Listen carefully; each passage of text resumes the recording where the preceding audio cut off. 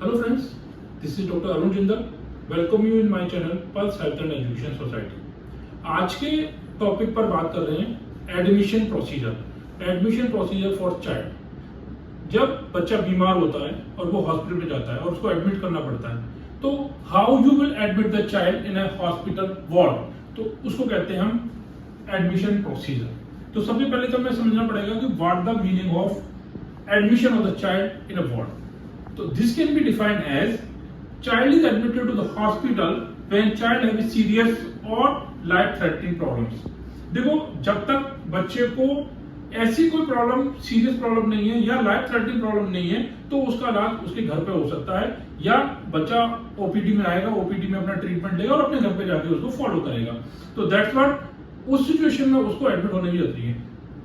कब उसको एडमिट होना पड़ेगा? जब कोई लाइफ थ्रेटनिंग सिचुएशन है और कोई वेरी सीरियस सिचुएशन है that can not be treated at home, जो कि घर पर ट्रीट नहीं की जा सकती, then only the child will get admission in a hospital.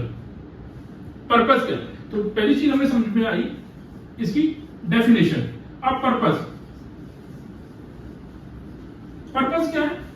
पहला पर्पस है to provide the care in emergency.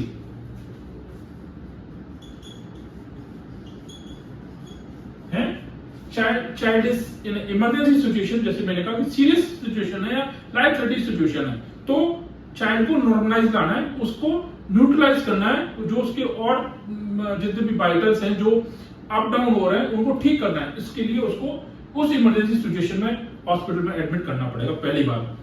दूसरी बात है provide the safety and comfort, है ना। चाइल्ड के वाइटल चेंज हो रहे हैं, चाइल्ड सीरियस सिचुएशन में, चाइल्ड के साथ प्रॉब्लम है, तो उसको एक सेफ एनवायरनमेंट प्रोवाइड करने के लिए, उसको कंफर्ट प्रोवाइड करने के लिए हम उसको एडमिट करेंगे। तीसरी बात है to obtain therapeutic relationship between the nurse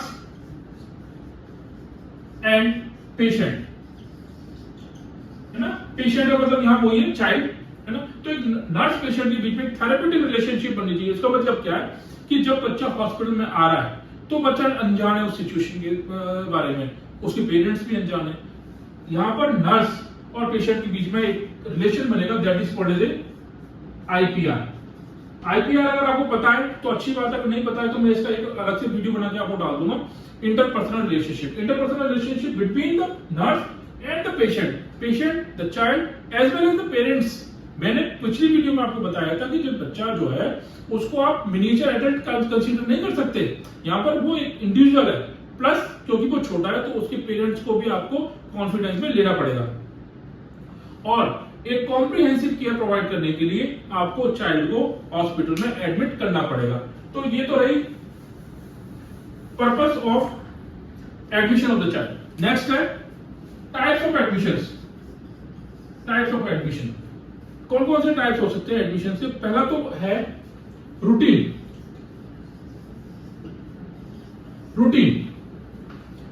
मतलब रूटीन केयर के लिए चाइल्ड आया, अपनी केयर कराई और वापस चला गया। It is for from few hours to the few days. लेकिन सेकंड जो है वो है इमरजेंसी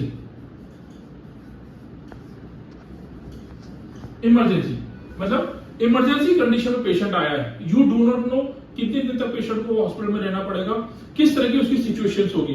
तो यहां पर पेशेंट को एडमिट करना डेफिनेटली बहुत जरूरी है।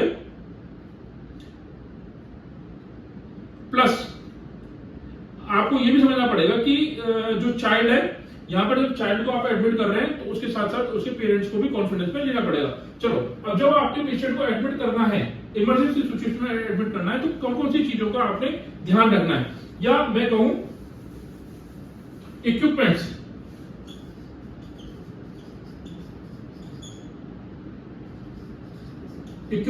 कौन कौन से इक्विपमेंट्स है? तो सबसे पहला है आपका एडमिशन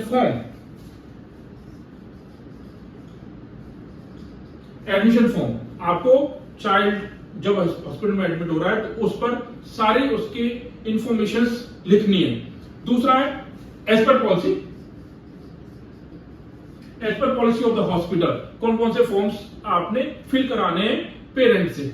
दूसरा है आपने उसका टीपीआर चार्ट बनाना है और उसमें उसकी वाइटल साइन रिकॉर्ड करने हैं। तीसरा है उसका इनटेक आउटपुट चार्ट बनाना है, उसका मेडिकेशन का चार्ट बनाना है, उसका केयर प्रोवाइडेड चार्ट बनाना है जो नर्स केयर प्रोवाइड कर रही है, और जो भी हॉस्पिटल में डिफरेंट प्रोसीजर्स हैं उन सबका आपने चार्ट फॉर्म्स लगाने हैं। अब इसके बाद नेक्स्ट चीज क्या है, प्रोसीजर।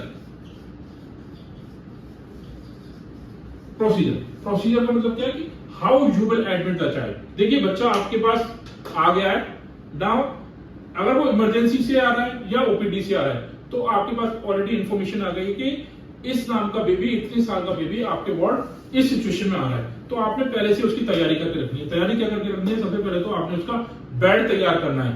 अब बेड किस तरह से तैयार करना है, आप मेरी पिछली वीडियोस में देखेंगे तो आपको पता लग जाएगा कि डिफरेंट टाइप के बेड्स मैंने आपको बता रखे हैं कि ऑक्यूपाइड बेड कैसे बनाते हैं, इमरजेंसी बेड कैसे बनाते हैं, एडमिशन के टाइम पर कोई ऑर्थोपेडिक का पेशेंट आ गया तो कैसे बेड बनाते हैं, तो वो सारे बेड मैंने आपको ऑलरेडी समझा चुके हैं, लिंक बायो में डाल दूंगा। अब यहाँ पर जिस तरह सिचुएशन में पेशेंट आ रहा है उसी सिचुएशन के हिसाब से आप उसका पहला बेड तैयार करके रखिए। दूसरा, जब बच्चा आपके पास आया तो child as well as family उसको अच्छे से ग्रीट करके रिसीव करिए।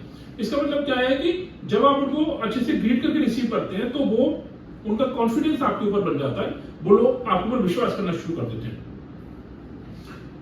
फाइल जो आपकी इमरजेंसी से आई है या ओपीडी से आई है उसको चेक कर लीजिए, उसमें वो फॉर्म्स जो मैंने भी आपको बताए थे वो सब फिल अप होने चाहिए, अगर नहीं है तो उनको फिल कर लीजिए। और कोई भी नया फॉर्म आपने उसमें डालना है जो कि आपके हॉस्पिटल की पॉलिसी है, आपके वार्ड की पॉलिसी है, उसको उसमें ऐड कर दीजिए।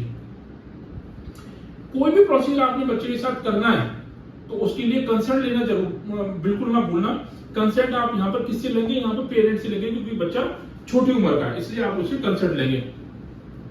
उसके बाद अगर बच्चा इतनी एज का है कि वो आपकी बात को फॉलो कर सकता है तो बच्चे को भी प्लस पेरेंट्स को दोनों को आपने ओरिएंटेशन देना है वार्ड के बारे में कि मैं कौन हूं और दूसरी नर्सेस कौन होंगी, यहाँ पर कौन कौन से नर्सिंग ऑफिसर्स होंगे, किस तरह से आपकी केयर प्रोवाइड की जाएगी, क्या आपकी विजिटिंग टाइम्स रहेंगे, किस समय आपको खाना खाना है, किस समय और कोई भी चीज है, उन सब पॉलिसीज को आप पेशेंट को एक्सप्लेन करेंगे। उसके बाद आप पेशेंट को एक कंफर्टेबल बेड प्रोवाइड कर देंगे, पेशेंट उसके ऊपर लेट जाएगा और आप उसके मेडिकेशन चार्ट को चेक करेंगे कि उस मेडिकेशन चार्ट में कोई ऐसी चीज तो नहीं है जो देन एंड देयर आपको पेशेंट को देनी है। कोई मेडिकेशन है या कोई इंजेक्शन है या कोई आईवी सलाइन है, कुछ भी अगर इमरजेंसी की तरह आपको देना है तो उसको जल्दी से स्टार्ट कर दीजिए। चेक करिए कहीं ऐसा तो नहीं कोई रिपोर्ट्स करानी हो पेशेंट को, कहीं अल्ट्रासाउंड में भेजना है, एक्सरे में भेजना है, सीटी स्कैन में भेजना है या किसी और प्रोसीजर में भेजना है तो उसको भी आपको इमीडिएटली कैरी आउट करना पड़ेगा। इसी तरह से आपने पेशेंट को एडमिट करना है। ना भूलो पेशेंट का टीपीआर बीपी मैं ऑलरेडी बोल चुका हूं, आपको वेट भी मेजर करना है पेशेंट का। वैसे तो पेशेंट अगर ओपीडी से आ रहा है तो डेफिनेटली उसका वेट मेजर हो गया होगा, क्योंकि वेट के आधार पर ही उसकी डोसेस फिक्स की जाएगी। तो इस तरह से आप एक पेशेंट को कंफर्टेबल तरीके से एडमिट कर सकते हैं और पेशेंट या चाइल्ड जो है वो हॉस्पिटल में एडमिट हो जाएगा। तो this is regarding admission of child in a hospital.